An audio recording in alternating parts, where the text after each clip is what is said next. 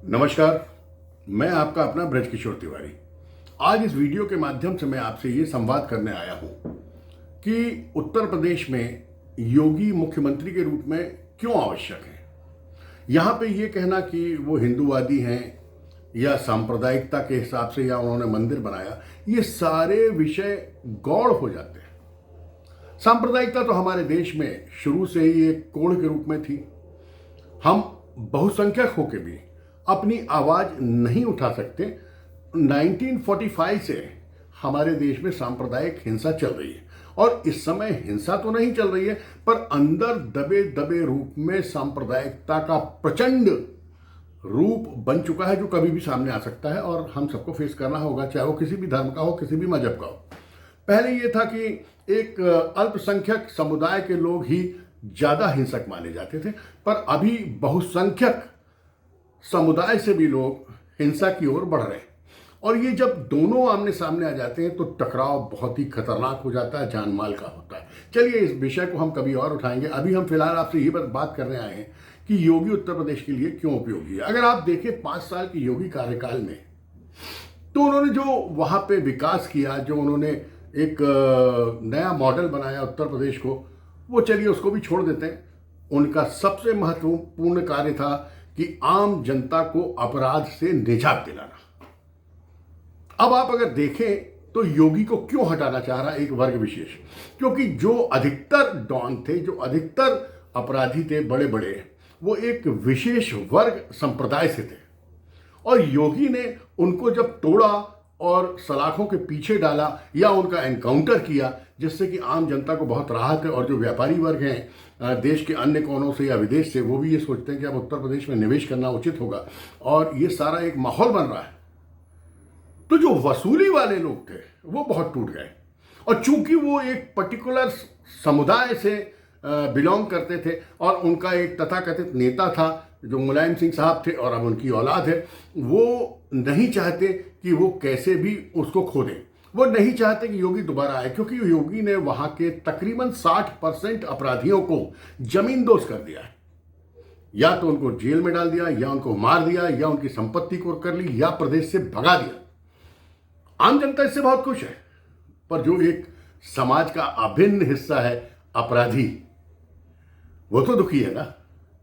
उसकी वसूली चली गई, उसके सरकारी ठेके से कमाई चली गई, उसकी शराब, लड़कियां, ड्रग्स, ये सब बंद हो गया। ये बड़ा दुर्भाग्यपूर्ण है उनके लिए। ये सारे माफिया संगठन एक हो चुके हैं और इन्होंने तय कर लिया है कि किसी भी कीमत को योगी को दोबारा सत्ता में नहीं आने देंगे। ये अलग बात है कि मैं इस वीडियो के माध्यम से आपसे बोल रहा हूं और 10 मार्च के बाद फिर बात करेंगे, आएगा तो योगी ही। साम दाम दंड भेद कैसे भी होगा, आएगा योगी।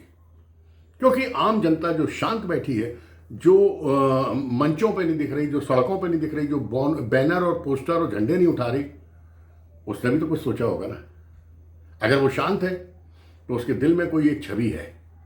वो नहीं चाहते कि हमारी बेटियां, हमारे बच्चे अपराधीकरण का सामना करें। वो चाहते हैं कि शांति से प्रदेश चले और शांत उनका जीवन कटे। इसके लिए उन्होंने योगी को चुना। मैं आपको आज एक निवेदन करना चाहता हूं कि देखिए, मैं आपसे पूछता हूं कि अगर आपकी एक बेटी है तो आप ये सोचिए कि क्या समाजवादी पार्टी के राज में वो सुरक्षित रहेगी या योगी राज में सुरक्षित रहेगी। इंदिरा गांधी और ये कांग्रेस और ये और वो कौन कौन सी पार्टी हैं, वैसी इनको तो काउंट ही नहीं करते। पर आप ये देखिए, इन 2 बड़ी पार्टियों में आपके बच्चे, आपकी संपदा कहां सुरक्षित है, आपकी अस्मिता कहां सुरक्षित है। ये सोचने के बाद ही वोट करें आप।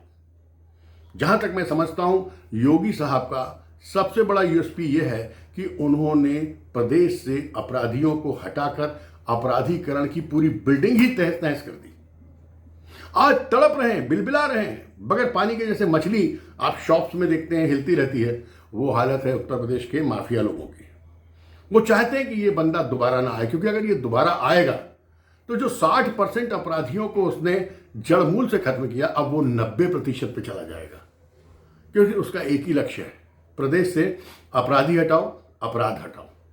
इसलिए मैं जहां तक समझता हूं कि ये सारे अपराधी संगठन, कहा जाता ना, कहीं कहीं कहते हैं कि साहब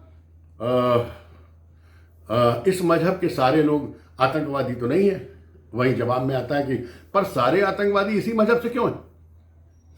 इसी तरीके से अगर आप आज जो चुनाव के दौरान इनके वीडियो चल रहे हैं, अगर आप सुनेंगे तो वो कहते हैं साहब कोई आ जाए, ओवैसी आ जाए, ये आ जाए, वो आ जाए, वो आ जाए, हम 90% मुस्लिम सपा को वोट देंगे। रीजन, वो वहां सुरक्षित है। तो मैं आप हिंदुओं से पूछता हूं, आप कहां सुरक्षित हैं?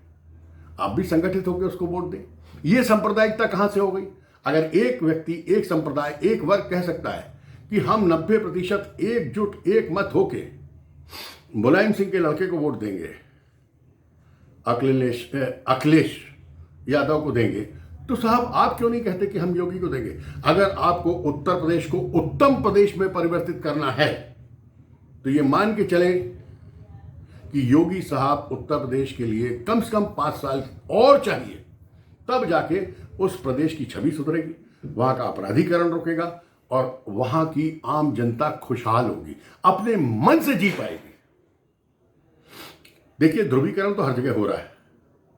अगर कोई सोचे कि कोई विकास पे या किसी और बात पे चुनाव हो रहा है तो वो अपने आप को भी बेवकूफ़ बना रहा है और सामने वाले को भी। पूरा देश, पूरा उत्तर प्रदेश 2 धुरी में बट चुका है। एक धुरी तो बिल्कुल सॉलिड है कि साहब योगी को नहीं आने देना है।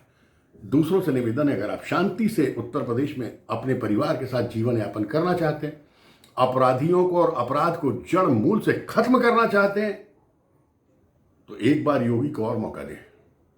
याद रखिए, आपकी पीढ़ियां याद करेंगी कि उत्तर प्रदेश कैसा था और अब कैसा हो गया।